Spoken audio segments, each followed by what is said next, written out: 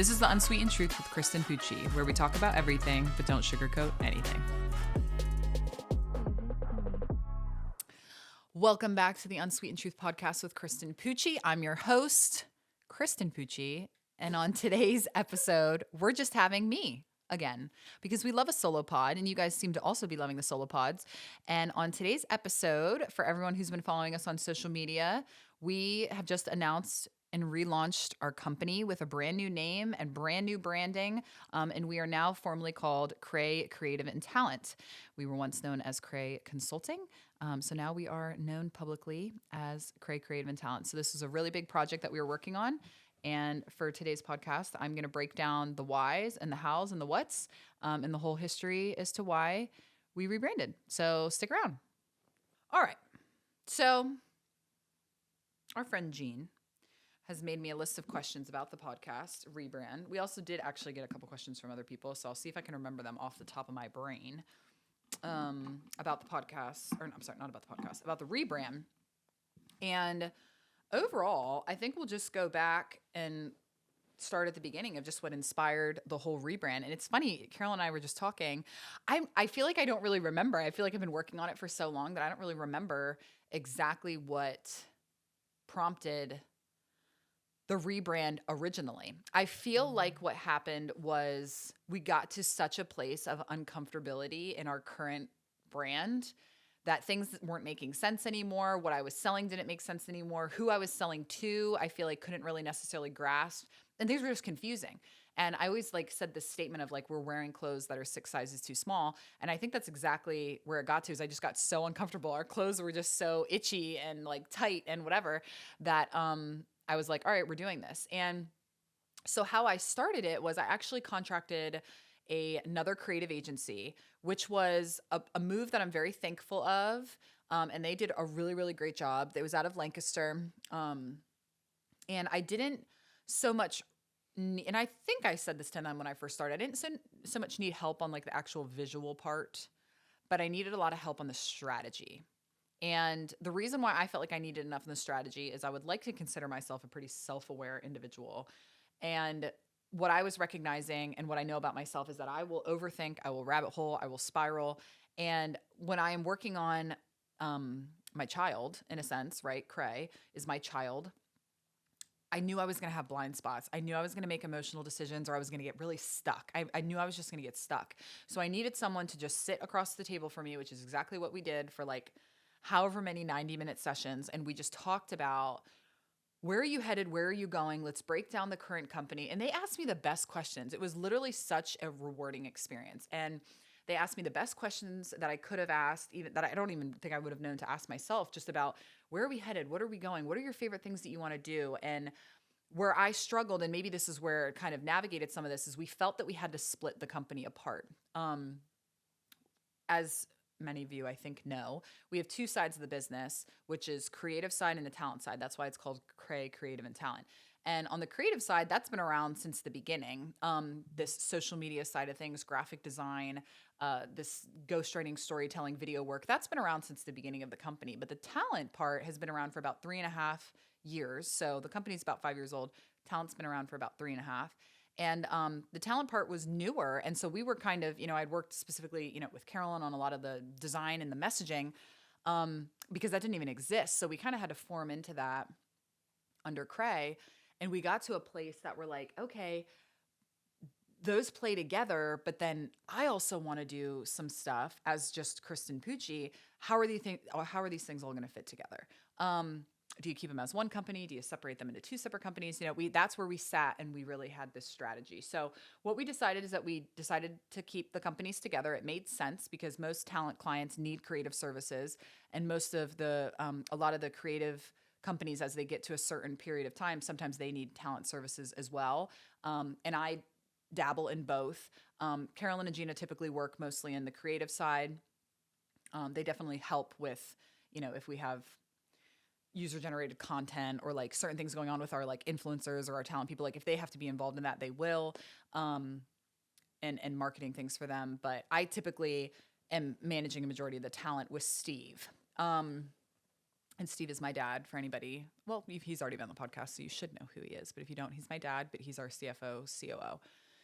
And so we got through this process and we got through the whole strategy thing. And I felt so much more confident. And I would also say the reason why I did that was because last year for me, 2024 really hit my confidence a lot as just a business owner and as a person in general. And I needed other people. This is funny. And I think I told them this. I told them this, that I was really lacking confidence, and they really like gassed me up again. And they were like, this is incredible what you're doing. And like, this business is impressive. And we had some really great conversations. So I really was super, super thankful of them. And they really, really were great to work with. But that's what inspired the whole thing of working with them and just feeling uncomfortable, and that we just didn't, it's like our identity just changed, and were like these awkward teenagers. And yeah, so I feel like we went from infancy to adulthood throughout this rebrand. So that's what inspired it. The process of rebranding and what were all the key steps. I feel like I talked about that a bit too from the strategy standpoint. But so we got through the strategy, which really, like, we did a SWOT analysis. You know, we talked about all the different directions we were headed, all the things that you do to like build business models, right? And then just where my heart was, and because we're all creatives, even though we were business owners too, but we're creatives sitting in a room, and it's interesting how we're just visionaries. But we were talking about all of that. We got through that. We finished it. And then they presented me with, you know, all their findings and their recommendations and things that they recommended I do. And then so I was able to then take that and kind of craft the what. I guess that would be the what after. And I was going to, it's actually funny. I was going to use them again for the design, because we were just slammed, you know, at that period of time with our work or whatever, that I'm like, we are not gonna be able to take this in-house to be able to design our own stuff. And we were capable to do all of this. But again, I felt like when it was my own thing, I'd rather have somebody else who's not as emotionally attached to it work on it. But what ended up actually happening, just from a variety of variables, we did actually take the design back in-house. And so Carolyn on our team, she designed the logo, and we had some other people helping us with, you know, the website. Some different people were helping us there, as well as, you know, Gina's helped on obviously all the social media aspect, but Carolyn is the one, you know, that created that logo. And, you know, we were looking through different ideas, and we came up with this diamond concept. I don't even remember how she originally came up with that diamond concept. Did it just hit your brain? So typical designer stuff. You take a K and an R, she shoved it together and it looked like a diamond, and she goes, huh. And then we really started. I remember when she showed me she sent me a couple batches of logos to start. And I was like, yeah, hate. But then the next one, I was like, I really liked the font. So we had the font part figured out, which is kind of is like where the next process of the rebranding is like, and maybe we did this backwards, you know, whatever, but it worked for us. You know, when we're dealing with other clients, usually you figure out all of the background stuff before you get into the graphic piece, because you don't really have anything to go off of. But so we started designing this, and we knew, for example, that like my old logo was turquoise. I have never worn that color in my life. I mean, I wore it back when the company first started. I used to wear like bright colors. I was young, like I was 26 years old. I was still figuring out who I was. I was going through, you know, identity things as you do in your 20s. And I was just very different. And I've always been much more, it's funny, I don't know how to explain myself, but I'm definitely like a tomboy, but I'm a tomboy that likes hair and makeup and fashion. So how you mix all those together, I don't know. But like the turquoise that was before I was clay shooting. And that was kind of like that in between, because I was always into sports, and like I have two brothers, so I was always into like guy stuff when I was younger. And then as I have gotten older and out on my own, and I have adult money and adult time and adult whatever, I got back into some of those hobbies. So like clay shooting and fishing, or just, you know, outdoorsy things in general. I just enjoy them. And so I also really like vintage things. I love Western stuff. I'm definitely an old soul. So we really kind of took that whole concept together and put it into a logo. Our colors now are much more, I don't want to call them muted, but they're earthy. Our colors are much more earthy than what they used to be. They were very bright. I don't wear bright colors. They're much more kind of like, I don't want to say gender neutral, but in a sense, but they also, I like feminine things, but I like them to be powerful feminine, right? Not girly. I'm considering myself girly. And the whole team is very similar in that we kind of dress similar-ish for the most part. There's some things that are definitely a little bit different between each of us, but we all kind of have that same vibe. So it worked really, really well for us. It aligned so much better. And then the diamond, I remember when Carolyn told me about the diamond, I remember what I loved about it was, you have that sun piece and then you've got the diamond. And I was like, what's the story? Like, how do we, what's the story behind this? And the diamond, we felt like became all of our clients, our talents, our people like, or even ourselves in some ways. And then we've got the sun back here, which is us. And we are just shining off the diamond. We're shining off the diamond. And like we put it behind the diamond because I think that's really interesting too. A lot of our business model, we've won awards and things like that, but I am not someone who loves to be in the public eye. I love to be behind the scenes, and we all love to be behind the scenes. We love to be at a talent event, and we're behind the curtain just clapping and like doing all the things, and Gina's very behind the scenes with her writing. Carolyn's very behind the scenes. We love to be the magicians behind the curtain. And so I feel like us being tucked, right behind the diamond was really important to us. And just being able to reflect and shine off. And just diamonds are powerful. And the more research we did about diamonds, and everybody usually know, like, diamonds are a girl's best friend. Fine. That's not the direction we went with it. We went more with like, diamonds are a lump of coal that once did well under pressure. And that is such a testament to how this business has grown. And I think the fact that specifically me, Carolyn, and Gina have been working together, but Steve's obviously been around because he's been my dad. We've gone through a lot as a company. And we've also gone through a lot personally, just as individuals and as coworkers and as friends. Like, we're going to do a post, I think, this week, and I need to just gather some of my old headshots. But just even the way that I looked when I started this company, it wasn't bad. It just was a very naive, young, the world hadn't really the world had been unkind to me, but it didn't really crank me in the jaw quite yet. And like business did that. And it humbled me in such a way. And it just, I definitely became more wise because of business. I became more aware because of business. I became more balanced because of business, more patient because of business. And even my team, they are so different now than when we first started, and we work with different people now. We work with higher end clients than we used to. Not saying that other clients were low end, so don't take that way. But we're just working with clients that are more aligned with who we are and what we want to be. There's a lot of purpose behind what we do now. So overall, the diamond, how diamonds are formed, how they're created, how they're kept, how they're, people really take care of them. And just how they're formed through pressure and refining is something that holds near and dear to, I think, all of our hearts. So that's where that all came from. How does the new logo differ from the old one? I remember when I first was talking with the designer of the first logo, he was like, "What's your favorite color?" And I was like, "Turquoise."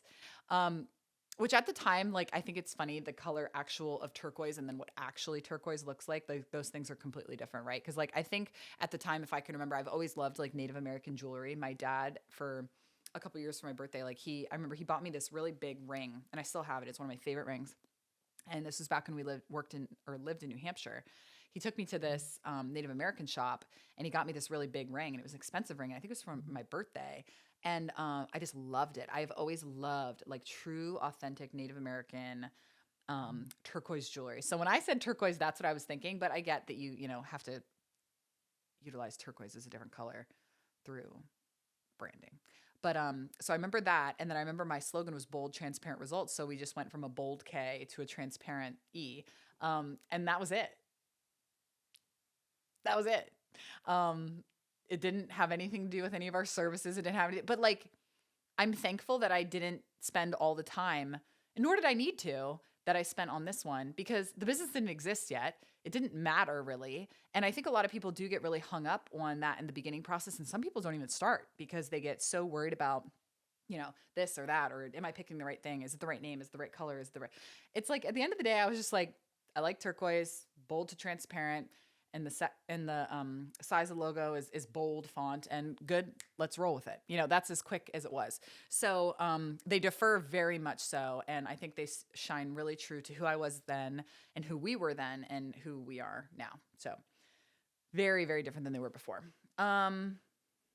Were there any unexpected challenges during the logo design process?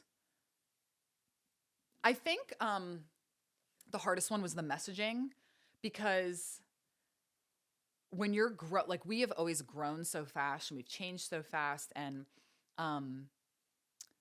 I struggle with this, that I'm like thinking about the now, and then I'm also thinking about 10 steps ahead. So I know for a fact that I drove my team nuts, that like we would work on something and then like it would change, and then we'd have to like rework on it because I was still growing and working on something while we were doing it. And I imagine and know that that was incredibly frustrating. So I would say that was a challenge that we had to navigate, was like, okay, it's good enough, not good enough, but that's just the term I'm gonna use right now. It's good for right now. And we're not going to stay here forever. And we can even change the wording of this a year from now. And I think the reason why I do that and feel that way is because I just look at my life and I just look at my business and I grow, but I also love to learn, right? I love to learn, and I also love to grow. So I like to do that so quickly. So I think like a month to somebody could be like 10 years to me. And so I do that. And sometimes things take longer than a month to complete. So by the time you're at the beginning and the end.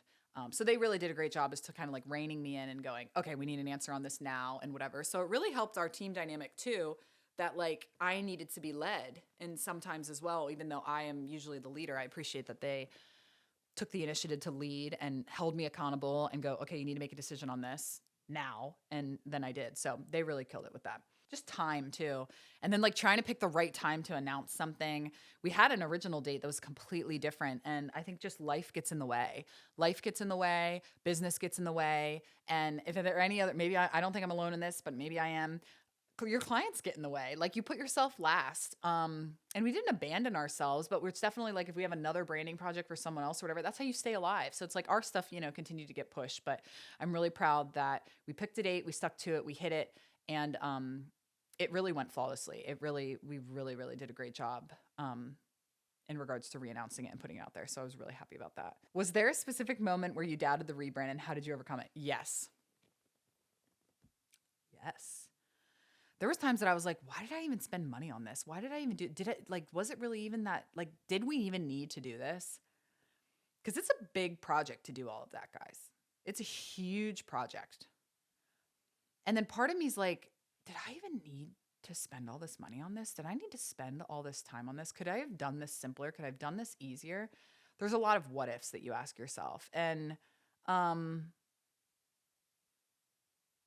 think it was just, I doubt, there was many times that I doubted it. And I felt that something was too hard, or there was even some times that I almost did, but I'm thankful that I didn't and my team didn't let me. Was like, there was times that I was also, there's times that it's like you get like negotiation fatigue, right? You get fatigue from working on something that you're like, just do it, just hit send, just be done with it. And I'm glad that we never did that. Like, we're very good as a team to be like patient with each other and be like, you know what, let's take a pause on this. Let's come back. Like, I love that we never react like that with things. So that was really, really helpful. One tip, or just things that I would share with someone, is if you've never rebranded your business, meaning that like the look and feel and messaging has never changed about your company, I would maybe shine a light on that. Like, I would, ask yourself why. Because even just thinking about yourself personally, like, have you really not changed in 10 years? Has nothing about you changed in 10 years? And sometimes I'd say for maybe some companies, that's okay. Like, I'm trying to think of, a company that's maybe known for made in America and, 100% this, and we're, the original. But usually something still about you changes, right? So, and usually you get better, or there's new ownership, or there's new leadership, or you find that you operate somewhere here. But I would say most businesses, I see a lot that they don't rebrand and they don't see the need, and they get so behind with just allowing their logo to just drag along with them, that they haven't redesigned since the 90s. And there's just different technology. There's different things to be successful with that. And so if you haven't rebranded in a while, I would say that you definitely need to do it. And then the other thing is like, don't force a rebrand either. And I know that we should have rebranded earlier, but I think it worked out well for us, and we can't change anything about it. I think it worked out exactly the way that it needed to, but you'll feel it. Like you'll feel when you need to rebrand, restructure, re-announce things about your business because things will like maybe be confusing to clients, things may be confusing to people internally. It just doesn't feel good anymore. And also being like proud of the company that you work with and proud of your logo and proud of your stuff. There was things that I was looking at, like we had good business cards. And it's not that I hated our old KRAE logo or I hated, the ways that we looked, but there is part of it that it's like I picked it, we ran with it, and it lasted 5 years. But this new one is just so much more us. And maybe in 5 years from now, I imagine we'll change again, right? Like we will change all over. I will be 36 at that point. The rest of the team will be older. My dad will be a part of the, you know what I mean? Like we'll look different in 5 years as well, or 10 years from now, however long this one lasts us. I think it can grow with us quite a bit, but we'll do it again. And as long as you're doing it well and doing it right, I think you'll do well. And then the other part that I want to make clear is don't think that a rebrand is just your logo. I really would advise against that thinking, that it's just like how you physically look, because your brand is so much more than that. It is so much more than the way that you look. Your brand is what you're known for. Like, and I know, for example, we have very strong branding in regards to my personality has trickled very much so through the business, as well as the team's own personalities have shown through it as well. But I know, for example, that there probably aren't a ton of people I'm going to call myself out here, but there was this, one messaging that I think somebody said we were a joy to work with, like in one of our testimonials, and they said we were a joy. And it's funny, I have never been called a joy. Now, I'm not the opposite of whatever a joy would be. Like, I'm not like a menace, right? I mean, sometimes I can be, but I'm closer to a menace than I am to a joy. So I just thought it was funny receiving that feedback that like, you're not going to come work with Kristen if you want someone who is just going to like, I don't even know how would we even explain this, Carolyn? Like, I'm not the person who's going to kiss your butt. Like, I'm a straight shooter. I'm going to hit you right between the eyeballs. Thank you, Carol. She's signaling to me. And I'm going to do it, but I don't do it in some way. Sometimes it probably could come across unkind. I'm not unaware to that. But like, I try to do it in a very kind way. I try to do it in a, like, cause it is all from a kind place. I want people to be better. I want them to do better. I see so much potential in people. So like, you're not going to come work with me if you don't want like honesty and bluntness and, someone that's going to hold you accountable and someone who's going to tell you how it is and somebody who's going to be, but like I balance that well with being like, I will be your biggest freaking cheerleader. I will be at whatever you need me to be at. I will drop everything and fly across the country for you. Like I balance that really rigid part of, I'd say, of my personality with that other very balanced. I don't know. I'm kind of weird altogether. But so I'd say when you're thinking about your branding, it's more than that. So if you've changed as just a culture in a company and what are you known for and what is the experience you want people to have with you, that's your whole brand. So just don't fall into that trap of we need a new logo. We just don't really like our logo anymore. Messaging should change. Everything should change. If you're going to go through that process and you're going to reorder all of your pens and all of your stuff, whatever, you make sure you're communicating and everything as well. So I just hate when people fall into that trap, and you're doing a small percentage of it. And that part is very important, but make sure that you're looking at the whole picture. How did your audience react to the rebrand? What was the feedback that you expected? The feedback that we got was amazing. Like people shared it all over the place. They said they were so proud of us. They said, wow, this looks so good. This is exactly who you are. And it's so strong. We had we had like 500 and something people hit the website that day, which was incredible. So, that was like really, really exciting. And people were coming from all of our social medias and they were looking us up and it was all over the country, which was exciting too, because our business used to be just focused in Central PA. So we had people all over the country from everywhere as California over to, our side of the coast. And, it was just really great. So people reacted really well. They supported us a lot on all of our social medias. Just the effort and the amount of time they spent on our website too was also really encouraging, which means that they had a good experience with it. Because if you aren't having a good experience with the website or it's not easy to navigate, they just bounce, right? So we had a really positive bounce rate on the people coming to the website. And we also, the pages, there was one that they were averaging like a couple minutes, I think, on each page, right? Yeah. So that's great. They are taking their time and they're reading and they are looking at things because they aren't that long of pages. So you are really taking your time. So that was encouraging because that tells us that they are really experienced or they're snooping. They're enjoying it or they're snooping. So yeah, very, very encouraging. And feedback was what we expected because we worked really hard on it. And we have really strong, supportive audience and family members and significant others. And so everyone really rallied around us. So very appreciative of that. I feel like I knew that people were going to react well, but we've already gotten new business. Since then, I know the branding looks like what we actually do now. So it's putting us into a ball game that we've already been playing in, but nobody knew we were playing in that ball game. So I think to the outside world and those that didn't know we were playing in that ball game, we have now walked onto that field. So just even this morning, I had 2 calls with people that are really impressive talent people that I'm excited to talk to. We've gotten some really good conversations about creative. All of our sheets are just stellar. Our messaging is killer. So I would say I didn't expect it to happen so fast that people were like there was a buzz and then for there to be a conversion so quickly. So I was really happy and encouraged to see that as well. Oh, we're going into the future now. Love. So how do you see the rebrand setting the stage for KRAE's future? I think just like I was saying about the ball game, I think we have now formally accepted where we've been for a while, but now we're showing it to the public. I think part of my personality of wanting to kind of float under the radar and be behind the scenes was a bit of a detriment to us sometimes because people don't know how cool we are and like what cool projects we're working on and what exciting clients we have. And like we're working with A-list celebrities on some things and some of our talents are working with A-list celebrities on projects. And like, that's really cool, but we don't talk about it and we don't promote it because maybe that's a testament to that we're just humble people. That probably didn't sound humble when I just said that, but like, we just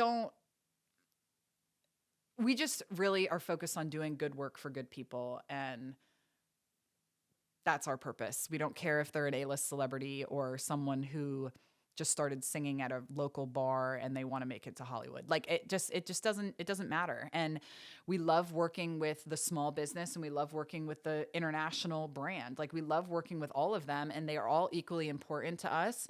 Obviously some pay us more than others, but you still get the same really good service no matter, and the same great team. I'm still spending times with the big clients and, the little clients. And I think the part that's really exciting about what we're doing and how it's setting the stage for KRAE's future is we're doing a lot of startup work. And we had done that for a while and we found that we really enjoyed it.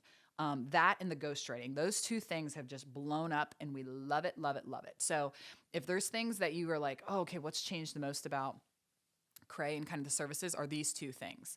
And that is we seem to be, and not that we were not trying to make this happen, but we're very hot in that entrepreneur, CEO, new business owner, consultant market. We are the company, I would say, in our area that if you are starting a new business, if you are in that type of bucket of the new entrepreneur, if you are in that bucket of I've created a company, I'm selling that company, and now I want to start a consulting company, you might be like more seasoned in your career, we are the company that you should reach out to because not only are we really good at understanding exactly what you need from a branding and marketing aspect, we also have this beautiful talent side. And in my own business journey, we know how to run a business and we know how to run a business well.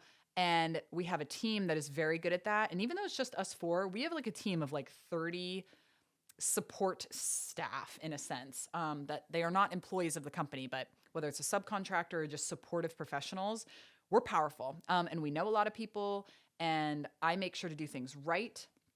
And so we've got a really strong staff to be able to support someone like a new entrepreneur, or somebody who's never started a business before, or somebody who wants to get into speaking, or somebody who wants to get onto television, or somebody who wants to write a book. Like if we don't know it, we got 10, 15 people that do. And so that's something that we're very passionate about and we really kill it. We love to be a part of that person's journey in the beginning and that person's story when they're first starting their businesses or their consulting work or their practice or whatever it is.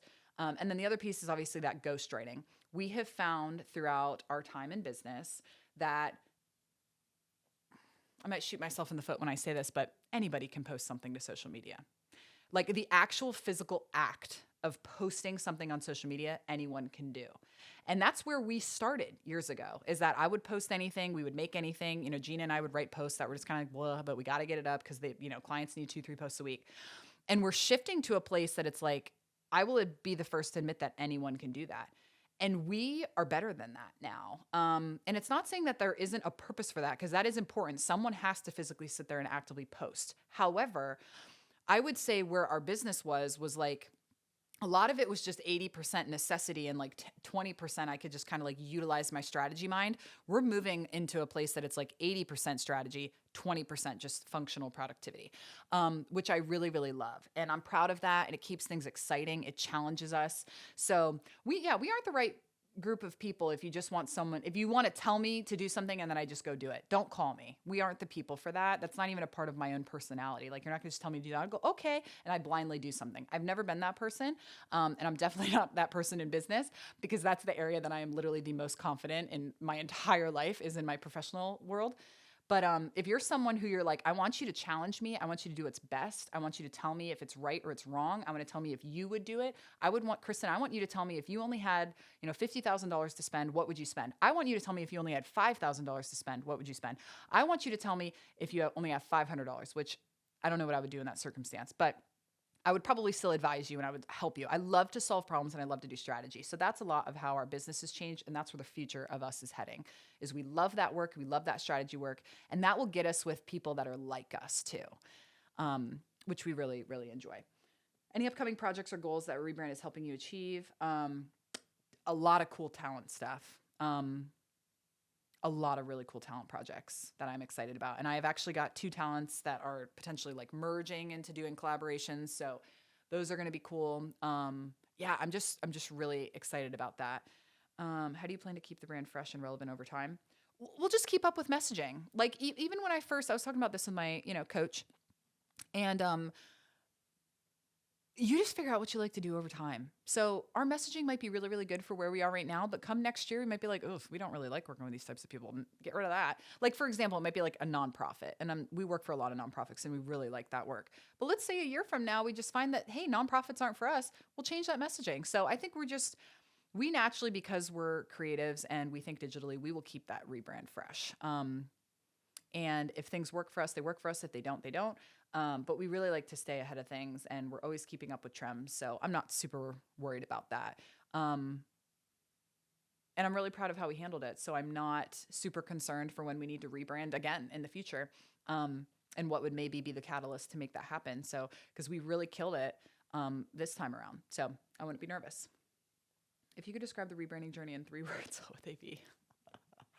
3 words. I would say the rebrand was challenging.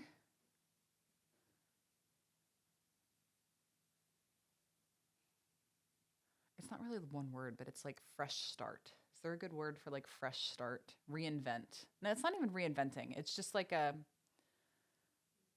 rebirth. It kind of felt like, and ladies, you'll know what I'm talking about. The rebrand for us felt like when you go through something really crazy and then you like chop your hair off. That's what I feel like the rebrand felt like. Like, it felt like when I remember back in I think it was 2016, my hair was real long like that. I don't think my hair's actually ever been this long, but it was long like this. And I just chopped it to like here. And then you just have your spunky fun, but that's the way that we feel right now. We just kind of chopped off all of this, which it was beautiful. It was great. It served a purpose and there's history here. But we just needed to get rid of some of that weight. And so that's, and for the guys that are listening, they're probably like, I have no idea what she's talking about. It should be bigger than a haircut. And it is. It's spiritually bigger than a haircut. But I would say that. And then one more word. What did I say? I said like a rebirth, restart, refresh. First one was challenging. I want to say like proud. Because as a business owner, and I am highly emotionally attached to my business as well as my team, there's something about that process brought me through a very emotional identity process as well. Because like my own identity has changed so much over this year. And I think so I was very connected to it, and like changing a color and like ripping this and stretching that. And like, it felt like it was happening to me, not in a bad way, just in like growing and changing. And, so I'm really proud that I've been through the year that I went through, and that this is a really great start for us. And I'm kind of like rolling off a bit of a high, but also like letting out a breath of that I've been holding in for a year. So, and I'm just thankful. And there's so many words. There's so much gratitude. I'm very thankful. Like my team just really was great throughout it all, because it's a lot of pressure doing all that too, which I think it's just, again, back to the diamonds. Like it was just a lot of pressure, and they really navigated it really well. And not once did I feel like they couldn't handle it or we couldn't get through it. Like we just really, there's something very special about my team that like we really show up for each other. Even if we're upset with each other or unhappy with each other, we don't agree with it. Like we show up, and we really showed up for each other throughout this process. So just overall very proud. What has been the most rewarding part of the rebrand experience? I think it's just like if 5 years ago, me, Kristen Pucci, who was filling out her like LLC paperwork, was just like, you just rebranded because you're in a league all of its own that's different than where you started, is just wild. And that part hasn't hit me yet. That part of surviving 5 years in business, which would be April, and we're not there yet. So, but like, that is a statistic that like haunts you sometimes as a business owner. Like you just kind of, as you go on further and further and further, you're just like, okay, statistic, beat that one, beat that one, beat that one. So I don't even know what the statistic is at this point, but to be a business that does what we do annually, that's also run by a woman that just made it 5 years. I mean, like we're a very small statistic. And I think, kind of going back to that other podcast that we had before, I just kind of think that that's what everyone does, right? Like, I don't think I'm special. I don't think I've done really anything all that special, but I'm sure if you looked at it from the outside, people just think it's special. But I think that all just hasn't hit me yet, that how much that really takes to be able to do all of that. So I would say that's probably the rewarding part. I think once I actually kind of sit in that completely and feel truly just like maybe worthy of this great team and this rebrand and all these incredible clients and whatever, like maybe when that catches up to me, that'll probably be the most rewarding part. But yeah, as of now, I'm just really thankful and I'm proud, and I'm enjoying this week of the really encouraging words from people. And it's been really, really great. So yeah, that's the majority it with the rebrand process. It was a crazy, crazy process. We loved it. It was exciting. It was challenging. It was powerful. It would really, caused us to stretch muscles and lean into challenging things, but it was really, really great and really worth it. And yeah, I hope you guys enjoy listening to today's episode, and I imagine it'll be out next week. But if you have any questions about rebranding, or if any of this has, touched your heart, or even if you kind of resonated with anything that we're talking about with creative and talent, we are currently taking on clients for both. I know that we can grab, I think about, I'd say probably another 5 startup type packages I think we're looking for. So if you're an entrepreneur out there that you're let's say a consultant, an entrepreneur that's either just getting started, or you haven't really done any of this yet and your business started right out the gate and you need things like websites and different things, reach out to us. We have a very cost-effective plan to get you started with just what you need and just what you don't. If you're a talented individual and you're listening to this, and you're someone who is a business owner that wants to become a speaker or an author, or you're a public figure and you know that you can do more with your career, if you're an artist and you know that you don't want to be a struggling artist anymore, if you're an athlete and you want to figure out how you can make money outside of being an athlete, that's a very common thing. Hey, when my body wears out, what am I going to do? Reach out to us, reach out to me. And I'd love to talk about how we can expand your talent, how I can expand your business, how we can just expand your opportunity to make money and also make an impact in the world. We'd love to help you. And those are our big areas for this year, as well as our other ones. But definitely reach out. We'd love to help you. That's what we're passionate about and what, we wake up every day to help with. So thanks again for listening to the podcast, and I look forward to seeing you guys soon.